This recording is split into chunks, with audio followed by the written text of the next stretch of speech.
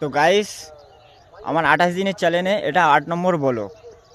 তো আমি সকাল 6টার সময় চলে এসেছি, দেখতে পাচ্ছ আমার পিছনে খালি কবসা কবসা। আর এটা হলো আমাদের উচ্ছে বাগান। আমি উচ্ছে বাগানে চলে এসেছি ভিডিও করতে। আমার কাছে কোনো ভিডিও নেই এডিট করা বা পোস্ট করার মতন, তাই সকাল 6টার সময় চলে এসেছি ভিডিও করতে। তোমরা হয়তো বিশ্বাস করছো না, কিন্তু আমার পিছনে দেখতে পাচ্ছ খালি কবসা কবসা। আর আমার এই দিকটা দেখতে পাচ্ছ আলু গাছ আছে, আলু গাছ চাষ করেছি। আর এই দিকটা হলো উচ্ছে গাছ। তোমরা হয়তো জানো না উচ্ছে গাছ চাষ করা মানে কতটা কঠিন।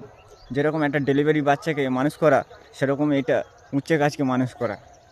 এতে অনেক ট্রিটমেন্ট করতে হয়, মানে তাদের ভিটামিন দিতে হয়, সার দিতে হয়, পানি দিতে হয়। কতবার পানি দিতে হয় কোনো ঠিক নেই।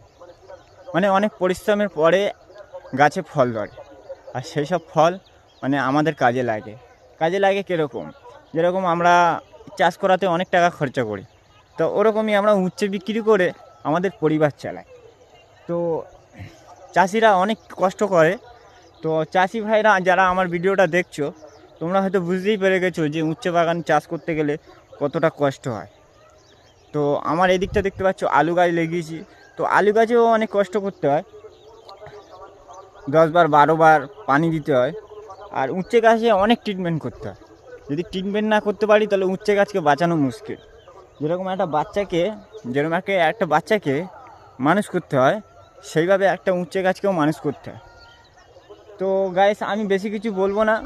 আমার কাছে কোনো ব্লগ ছিল না, মানে কোনো ভিডিও ছিল না, তাই ভিডিওটা করলাম আমার চাষি ভাইদের।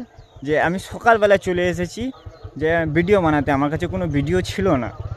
তো আমার চাষি ভাইদের কাছে যদি এই ভিডিওটা যায়, তোমরা হয়তো বুঝতেই পেরেছো যে একটা উচ্ছে বাগান চাষ করা মানে কতটা কষ্ট।